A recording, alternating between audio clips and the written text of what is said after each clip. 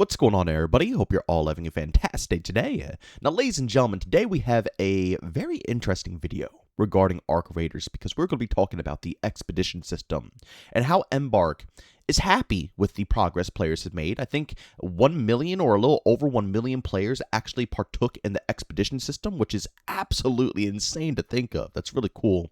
I'm glad people are taking advantage of this and actually wiping, because let me tell you something, it makes the game a lot more fresh and replayable than just, kind of holding on to the same gear for months and months and months to come.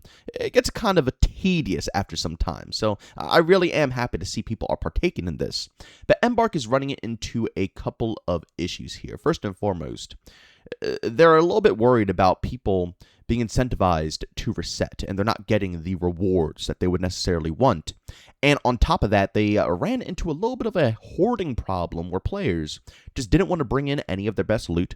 They're just rocking Stitchers, Pharaohs, so on and so forth, instead of actually rocking the good stuff because of the final coin progression system that you have to pass, where you need 5 million coins, I believe it was, in order to get all 5 skill points. And it just kind of turned the endgame into, I don't know if it's something that they wanted to see personally.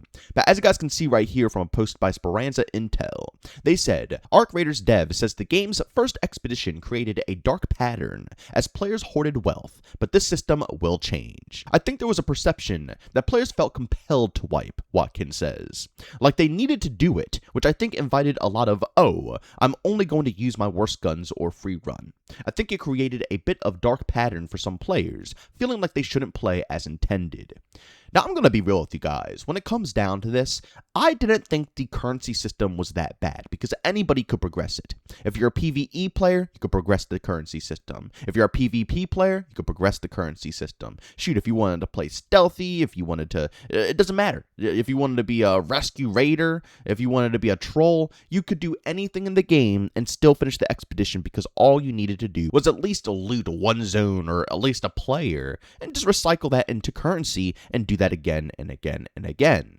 So I don't really think the system was awful, if I'm going to be honest with you guys. I think the biggest issue was that nobody knew what the currency was, or they didn't even know if it was going to be currency. It could have been anything. It could have been a challenge. It could have been whatever. People had no clue what endgame was going to result in. And when they finally heard that it took 5 million currency, people weren't prepared to hear that. They weren't ready. So it kind of put them in a rush mentality. Even though they didn't need a rush, they had a pretty decent amount of time since Embark said they needed 5 million currency. But trust me, when you say it late, people are going to start rushing. And again, it's going to result in this type of, mentality where instead of actually bringing in your real loot, you're going to just bring in cheap stuff so you can hoard as much as possible and make sure you complete that goal. Again, like for me personally, I used all my good stuff. I did not have any fear in my stash because I already was stacking up all of my cash. I was very close to 5 million by the time they already announced it. So I felt no fear and I just played the game how I would normally play. But for anybody else who wasn't in that position, I could see the rush. I could see the intimidation. I could see why they would run with, very cheap loadouts instead of actually enjoying their loot at endgame. So I just want to say, I don't think the coins is the worst idea in the world. I wouldn't mind if they shuffle back and forth between coins and something else for every other expedition, as long as they just let people know. If people knew how much currency they needed months ahead of time, guess what? They wouldn't be hoarding all of their stuff endgame. They would get that currency, and then they would splurge on all of their fun items that they have in their stash. But if we have to go ahead and change the system up, I can only really think of one thing. I'll be real. I tried to brainstorm about this idea for a while, and I thought of all the possibilities in this game and what people like to do and how we could find something that would be fair for everyone. It will be challenging for everyone, not something easy. And at the same time, it'll feel good. It'll feel great to be able to accomplish it, and it'll be like a sigh of relief when you finally get it all done. It was hard, I can't lie. And if you guys can think of anything, let me know down in the comment section below. This is an open discussion, and I'd love to hear what you guys have come up with.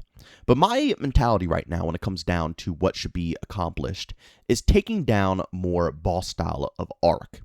I think endgame should result in players wanting to take down the beefy boys in this overall universe. Yes, I want PvP to still be relevant by the end and people bringing in their best gear and, seeing a bunch of pink gear and pink weapons and all of this crazy stuff. People should be enjoying themselves before they wipe and completely reset.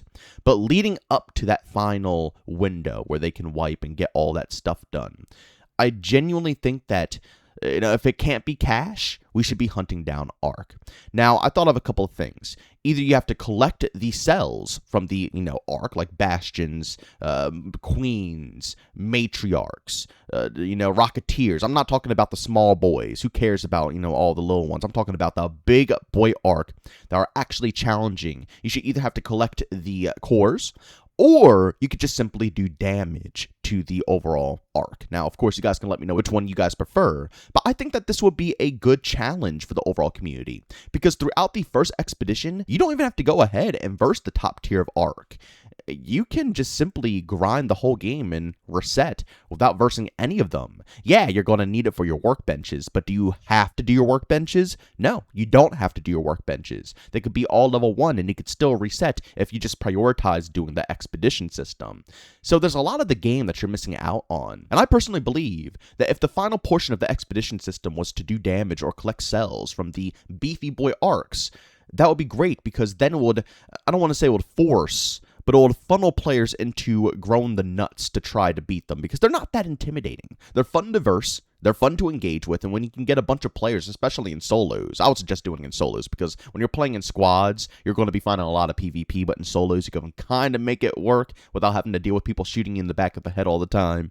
But regardless, they're not that hard. Even just using a Pharaoh, like you guys are watching here, I'm using a Pharaoh and a Stitcher, okay? It might take a little bit of time, but these arcs have weak spots. You can get the job done. You can still finish them up, but people are intimidated by them. Rightfully so. That's the fun factor of Arc Raiders. They're scary, and I like that, but I feel like players should be more pushed to engaging with them and trying them and, testing their luck to, see how hard it is to overcome each and every one of these arcs. Now, the hardest part of this challenge would be trying to align people's schedules with certain events, because for those who don't know, you can't verse the queen and you can't verse the matriarch unless you're there for the events. Pretty much all the events are scheduled on a tight time frame, so pretty much daily it's the same exact time. They never shake it up, they don't switch things around. So let's say your work schedule collides with the matriarch event every day and you just can't get around that. You'll never be able to verse the matriarch, because it's not going to shift to another time frame. You gotta just, hope that one of these days you'll have a free schedule around then. And I'm going to be honest with you guys, that might make it a little rough to try this challenge. So either they would have to start mixing things up and make the events completely random, so you can't really schedule these things. Or, hear me out, this is another thing that I've been thinking of. Instead of doing, specific damage to each arc or collecting cells, what about, just like how we had a overall currency goal to hit? It doesn't matter what you sold, it doesn't matter what you collected, you just had to hit 5 million in in-game currency and, mixed with your stash as well, your stash value added to that currency. That's all you have to do. Doesn't matter about the specifics. What if they did something similar, where it was just an overall amount of damage, right? And instead of having to take down each arc individually, you could just take them all down. And your score will progress as you take down more and more arc. And depending on the arc that you actually engage with, it will give you more damage or XP towards the end goal. So if you do have time to take down the matriarch, or you do have time to take down the queen, you can hop into those and you'll get a lot of XP or a lot of damage. But if you don't have time like that and you can't hit the time frame, and Embark doesn't want to shake up the events and make them completely random when they, come live, then you could still log in with the time that you have and verse other arc. There's plenty of rocketeers, plenty of bastions, but plenty of everything that you can go in and fight. Even the little, pops and stuff like that, and the snitches, and all of that stuff will count towards the end goal, and you can still kill them at a quick rate, and you can farm them, but you'll just progress a little bit slower than going and taking down a queen or the matriarch, Maybe that would be nice, but I still do think incentivizing players to take down arc during the end game is good. I think that's a good idea. And the best part about this whole thing is that it'll make the overall loot pool more plentiful when it comes to the the mid portion of Arc Raiders before you reach endgame. People will actually bring in their gear when they know that a money value is not assigned to them being able to reset, and it's more so focused around just taking down Arc. People will run in with their Tempests and their Bobcats and, all of their higher tier loot and engage and have fun and enjoy what's in their stash instead of just letting it sit there and collect dust, because they know they don't need that moving into endgame. And endgame will actually have less PvP than midgame. So why carry all those Tempests and Bobcats and all that gear into endgame, right? Why not use it right now? Why not just simply enjoy it? Because it's not going to benefit me at all unless I want to just be a douche and shoot people in the back while everybody is trying to take down queens and matriarchs. But why would you do that? Because you already have plenty of gear. You're at endgame. Why are you trying to steal people's hole crackers and their, pink gear and all this stuff when you probably already have a ton as well? There's not going to be really much incentive compared to mid-game PvE hunting, where again, people have lesser tier gear. They're going in with free kits, hunting people who have higher gear kits, taking down Arc.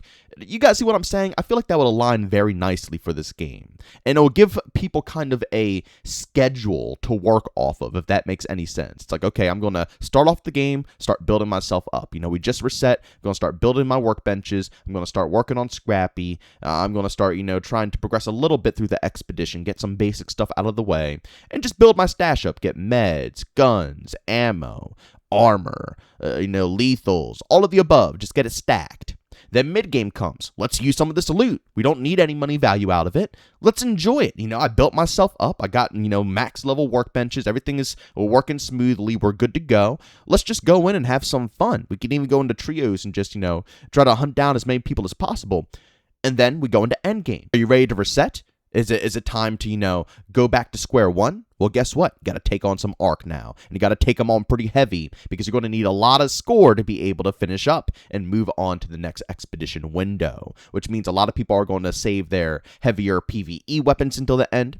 And they'll also, start working more together towards the end, trying to unite and maybe be a bit more friendly. So you'll have a kind of a friendly section in the beginning, more PvP-ish focused in the middle, although it won't be completely PvP, obviously. We have aggressive-based matchmaking in this game, and it's pretty dang good. I'll tell you that much. I'm telling you, I was in PvE only lobbies when the expedition window first started. The second I went PvP, I couldn't get back into the basic PvE lobbies anymore. They're pretty mixed now, and honestly, I prefer that. I like finding some good guys. I like finding some bad guys. That's the fun of Arc Raiders. So, it's pretty good how they handle the matchmaking, and it makes it to where you can't really guarantee what type of experience you're going to get, but still, as I stated, early on, more PvE, in the middle, PvP, and then by the end, obviously, we go back over to PvE. Of course, there's still going to be PvP, but incentivizing Arc kills to reset is going to definitely get people working together again. I don't know. It's just my personal opinion on what I can think of for a alternative to the coin system when it comes to the expedition window. I'm sure you guys can think of tons of things as well. And as always, you can let me know down in the comment section below. But there's one last thing I want to mention too, where Embark is talking about trying to incentivize players to want to partake in the expedition system more with the rewards that they earn by doing such a thing. I see a lot of people still talking about the blueprints and saying that you can keep blueprints. I think it's pretty good where it's at. It might sound weird, and I think the Scrappy buff needs more to it because you don't really get that much off of the buff that you earned from taking the expedition. But when it comes down to it, the way that I think of the expedition system is it's something that rewards players for doing it over time. It's not necessarily a massive reward right out the gate, and you're going to notice it day one. This is something that you're going to notice after like 4, 5 plus expeditions, where you're constantly stacking more storage space, more, additional skill points, so on and so forth. These very important factors that can give you a nice head start over some other players, but it's not instant. And I feel like players want more out of it to require that, the incentive to take the expedition window. But I think that players should just do it knowing the long-term prizes that are going to come along. If everybody did it, then everybody's going to have the best stuff, I guess. Which it can be. But some people can't see that image. They can't see the overall future of what your stash and your skill and all that stuff is going to look like if you literally partake in every single one. Which means that, I guess they'll miss out on it. But it's one of those situations where later down the road, they're going to look back and say, wow, I should have really just did this, Or maybe it's not. Maybe the people with additional skill points, right out the gate and also a ton of extra storage space, maybe they're going to regret it. But I don't think I'm going to regret a ton of storage space. It's not amazing right now, but like I said, can you imagine 5 plus expeditions down the road, all that extra storage you can use? That's going to be pretty dang sweet. I don't think there needs to be any more incentives to get people to partake. But again, you can let me know what you feel about that as well down in the comment section below. But ladies and gentlemen, as always, if you enjoyed today's video, leave a like. If you hate it, leave a dislike. Don't forget to subscribe and hit that bell. I post twice here, once at 8 a.m. Eastern Time and a second time at 5 p.m. Eastern Time. And also, if you guys are interested in any of my live streams, I do stream Monday through Saturday over on Twitch starting at 1 p.m. Eastern Time. Of course, if you guys are interested, gotta link that channel down in the description of this video. But as always, thank you for tuning in. I'll see you on the next one. Peace out.